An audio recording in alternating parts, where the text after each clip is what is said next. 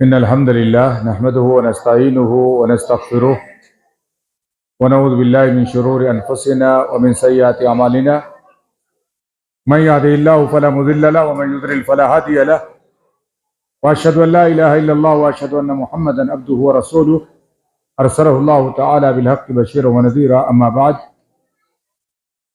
قال الله عز شأنه: أعوذ بالله السميع العليم من الشيطان الرجيم: يا أيها الذين آمنوا قوا أنفسكم وأهليكم نارا وقودها الناس والحجارة. وقال النبي صلى الله عليه وسلم: إن أولادكم من أطيب كسبكم. رب اشرح لي صدري ويسر لي أمري واحلل عقدة من لساني يفقهوا قولي رب زدني علما. میں بچیوں سے خاص طور پہ بولوں گا. بچیاں ذرا خاموش رہیں، بڑی بچیاں جو ہے خاموش رہیں، بات کو سنیں تھوڑا سا. زیادہ دیر نہیں بولوں گا، 2-4 منٹ ہی بات ہوگی انشاءاللہ. جو ہے 8:30 پہ انشاءاللہ اذان ہو جائے گی. صدارتی کلمات میں بہت زیادہ کہنا مناسب بھی نہیں ہے، وقت بھی اجازت نہیں دے رہا ہے. 8:15 کی ہمارے ہاں اذان ہے، 8:30 کی جماعت تھی، لیکن 15 منٹ مؤخر کیا گیا ہے، تو ہمارے پاس کل 10 منٹ ہے. پروگرام آپ نے دیکھا، آپ نے سنا. طلبہ کا تعلیمی مظاہرہ بھی آپ نے اپنے آنکھوں سے دیکھا. طلبہ کا جو مقابلہ ہوا تھا، تعلیمی مقابلہ، سورتوں کے حفظ کا، دعاؤں کے حفظ کا، اس کا انعام بھی آپ نے اپنے آنکھوں کے سامنے دیکھا ہے اور معاملات کا پورا مشاہدہ کیا ہے.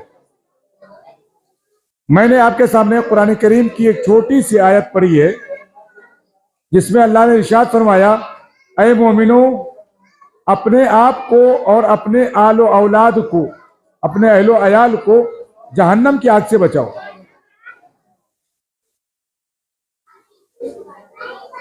شور کچھ زیادہ ہو رہا ہے بیٹا، بہت زیادہ شور ہو رہا ہے. آپ لوگ مسجد میں بیٹھے ہیں تو دھیان رکھیں، مسجد میں شور نہیں کرنا چاہیے. اللہ کا گھر ہے، ہمارا آپ کا گھر نہیں ہے وہ. اے مومنو، اپنے آپ کو، اپنے اہل و عیال کو جہنم کی آگ سے بچاؤ. نبی اکرم صلی اللہ علیہ وسلم کی ایک حدیث ہے، جامع ترمذی کی روایت ہے. رسول کریم صلی اللہ علیہ وسلم نے ارشاد فرمایا: ان اولادکم من اطیب کسبکم. تمہاری اولاد تمہاری سب سے پاکیزہ کمائی. تمہاری اولاد تمہاری سب سے پاکیزہ کمائی ہے. ہم لوگ کمائی کس کو کہتے ہیں؟ عموماً آدمی کمائی کس کو کہتا ہے؟ جو پیسہ کماتا ہے اس کو کمائی کہتا ہے، جو پراپرٹی بناتا ہے اس کو کمائی کہتا ہے، جو بچوں کے فیوچر کے لیے، ان کے مستقبل کے لیے چھوڑ جاتا ہے اس کو کمائی کہتا ہے. حالانکہ صحیح کمائی ہماری اولاد ہے. اگر ان اولاد کو ہم نے نارے جہنم سے نہیں بچایا، جہنم کی آگ سے بچانے کا ہم نے انتظام نہیں کیا، ایسے عذاب سے ہم نے ان کو نہیں بچایا جو عذاب دائمی ہوگا، کبھی ختم ہونے والا نہیں ہوگا. یہ دنیا مٹ جائے گی، ختم ہو جائے گی، فنا ہو جائے گی، لیکن آخرت کی زندگی کبھی فنا ہونے والی نہیں ہوگی. جو جہنم میں گیا ہمیشہ ہمیشہ جہنم میں رہے گا، جو جنت میں گیا ہمیشہ نعمتوں میں رہے گا. اللہ نے کیا کہا؟ اپنے آپ کو، اپنی اولاد کو جہنم کی آگ سے بچاؤ. اور یہ اولاد ہماری بہترین کمائی ہے. میں نہیں بول رہا ہوں، یہ ہمارے نبی جناب محمد رسول اللہ صلی اللہ علیہ وسلم نے کہا ہے. تمہاری اولاد تمہاری سب سے پاکیزہ کمائی ہے. پاکیزہ کمائی کمانا کیسے ہے؟ اولاد کو اس لائق بنانا ہے کہ وہ دین پر زندگی گزارے، اپنے رب کو پہچانے، اپنے نبی کو پہچانے، والدین کے حقوق کو جانے، پڑوسیوں کے حقوق کو جانے، اور ایک عزیز و اقارب کے حقوق کو جانے، اور صحیح اور غلط کی تمیز ان کے پاس ہو، حلال و حرام کی تمیز ان کے پاس ہو. اور سب سے بڑی بات کہ یہ اولاد جب ہم مر جائیں تو ہمارے لیے صدقہ جاریہ ہو، ہمارے لیے صدقہ جاریہ ہو. آج کتنے لوگ ہیں جو اس دنیا میں محنت کرتے ہیں، چوری چماری کرتے ہیں، بے ایمانی کرتے ہیں، اور دنیا کے فراڈ کرتے ہیں. کن کے لیے کرتے ہیں؟ اپنے اولاد کے لیے. لیکن اللہ کی قسم، ان کے مرنے کے بعد یہ اولاد ان کو گالیاں دیتی. کیا بنایا ہمارے باپ نے؟ ہمارے باپ نے ہمارے لیے کیا کیا؟ یہ اولاد ان کے لیے گالیاں دیتی ہے. آپ کو معلوم ہے نبی کریم صلی اللہ علیہ وسلم نے ارشاد فرمایا انسان جب اس دنیا سے چلا جاتا ہے تو اس کا عمل بھی ختم ہو جاتا ہے. 3 چیزیں رہتی ہیں جس کا فائدہ اس کو ہوتا ہے. یا تو صدقہ جاریہ کر کے گیا ہے تب اس صدقہ جاریہ کا فائدہ اس کو ملے گا. یہ مسجد بن رہی ہے, ابھی تعمیری کام مکمل نہیں ہوا ہے. آپ نے ایک اینٹ بھی کہیں لگوا دی ہوگی, جب تک مسجد رہے گی اللہ تعالیٰ آپ کو اجر دیتا رہے گا. جو کام آپ نے کرا دیا اللہ تعالیٰ اجر دے گا. آپ نے مدرسہ بنوا دیا, سبیل بنوا دی, کوئی راستہ بنوا دیا, کوئی بھی کام جو صدقہ جاریہ کا ہے اس کا فائدہ مرنے کے بعد بھی ملے گا.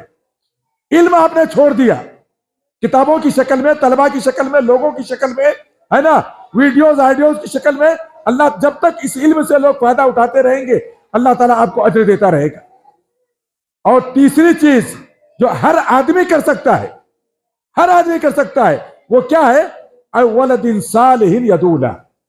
آپ کم از کم اپنی اولاد کو اچھی طرح کما کے جائیں, اپنی اولاد کو بنا کے جائیں, دینی تعلیم سے آراستہ کر کے جائیں, کتاب و سنت کی تعلیم دے کر کے جائیں, حلال و حرام کی تمیز دے کر کے جائیں, ان کو آداب شریعہ سکھلا کر کے جائیں. یہ اولاد صالح کیا کرے گی؟ مرنے کے بعد دعا کرے گی آپ کے لیے. مرنے کے بعد کیا کرے گی؟ گالی نہیں دے گی. کیا کرے گی؟ جب بھی وہ اپنے لیے دعا کرے گی, اپنی بخشش کے لیے دعا کرے گی, ہاتھ اٹھائے گی تو کیا کہے گی؟ رب اغفر لی ولوالدی وللمؤمنین یوم یقوم الحساب. پروردگار مجھے بھی بخش دے, میرے والدین کو بھی بخش دے, اور سارے مومنوں کو قیامت کے دن بخش دینا پروردگار میرے. یہ دعا کرے گی تو سب سے بہترین کمائی یہ ہماری اولاد ہیں. میرے بھائیو, دنیا کی تعلیم دیجئے, شوق سے دیجئے, لیکن دین سے ان کو غافل مت کیجیے. ان کو اگر آپ دین کی تعلیم دے کر کے جائیں گے, کتاب کی تعلیم دے کر کے جائیں گے, سنت کی تعلیم دے کر کے جائیں گے, آداب شریعہ سکھلا کر کے جائیں گے, انشاءاللہ یہ اولاد ہمارے لیے دنیا میں بھی مفید ہوگی اور مرنے کے بعد بھی ہم کو فائدہ پہنچائے گی. ایک آخری بات بیان کر کے میں اپنی بات کو ختم کروں گا. آخری بات یہ ہے کہ یہ اولاد جس کے لیے ہم محنتیں کرتے ہیں, جن کے لیے ہم تگ و دو کرتے ہیں, جن کے لیے ہم پریشان ہوتے ہیں, کیا ہم نے کبھی سوچا ہے کہ ان کی اخروی پریشانی, یہ ہمارے بچے اخروی پریشانی کا شکار نہ ہو؟ ہمیں کرنا کیا ہے؟ ہمیں ان کو دین سے مزین کرنا ہے. اور یہ ذمہ داری صرف باپ کی نہیں ہے بلکہ باپ کے ساتھ ماں کی بھی ہے. رسول کریم صلی اللہ علیہ وسلم نے ایک حدیث میں بیان فرمایا, حدیث بیان کرنے کا وقت نہیں ہے, مفہوم بیان کر دیتا ہوں, کہ ہر آدمی ذمہ دار ہے اور ہر آدمی سے اس کی ذمہ داری کے تعلق سے اللہ سوال کرے گا. باپ ذمہ دار ہے, باپ سے اس کے گھر کے تعلق سے اللہ سوال کرے گا. ماں اپنے شوہر کے بچوں کی اور اپنے شوہر کے مال کی ذمہ دار ہے. شوہر کے بچوں کی تربیت کے بارے میں اور شوہر کے کمائے ہوئے مال کے بارے میں اس کی بیوی سے سوال کیا جائے گا. اللہ کے رسول نے اخیر میں کہا کلکم راعٍ وکلکم مسئول عن رعیتہ. ہر شخص ذمہ دار ہے, ہر شخص سے اس کی ذمہ داری کے تئیں سوال کیا جائے گا. ہمیں غور کرنا ہے کہ ہم اپنے بچوں کے دینی تعلیم کے تئیں کتنے حساس ہیں, ہم کتنے فکر مند ہیں کہ ہم اپنے بچوں کو صحیح معرفت دے لے جائیں, کہ ہمارا بچہ پہچانے کہ اللہ کی ذات کون ہے, رسول کی ذات کون ہے, اللہ کے حقوق کیا ہے, رسول کے حقوق کیا ہے, مسلمانوں کے حقوق کیا ہے, عام انسانوں کے حقوق کیا ہے. اگر ہم یہ تعلیم دے لیں گے اور اس ذمہ داری کو سمجھ لیں گے تو ہم اس دنیا میں بھی انشاءاللہ کامیاب ہوں گے, آخرت میں بھی جواب دہی سے انشاءاللہ بچ جائیں گے. رب کریم سے دعا ہے پروردگار ہمیں اس نیک کام کی توفیق بخشے. پروردگار اس ادارے کو, اس سوسائٹی کو, ہمارے یہاں کے رہنے والے بچوں کے لیے, بڑوں کے لیے, سب کے لیے مفید تر بنائے. شیخ نے اشارہ کیا تھا کہ تعلیم صرف چھوٹے بچوں ہی کی نہیں ہوتی ہے, تعلیم بڑوں کے بھی ہوتی ہے. ہم لوگ اس ادارے میں تعلیم دے رہے ہیں, مرکز امام بخاری تلولی آپ کے پڑوس میں ہے. وہاں پر الحمدللہ ہر 15 دن پر 2 دن سنیچر اور اتوار مکمل دن ایک کلاس چلتی ہے کن فقیہن.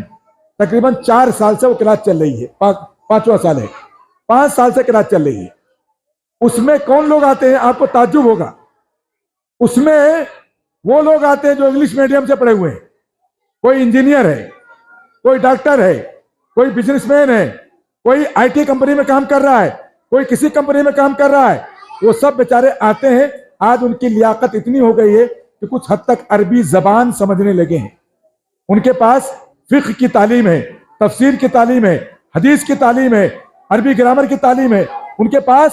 اور وہ تعلیمات ہے, سیرت کی تعلیم ہے, وہ تعلیمات ہے جو ایک مسلمان کے لیے ایک جو ہے اچھے انسان کے لیے ضروری ہے.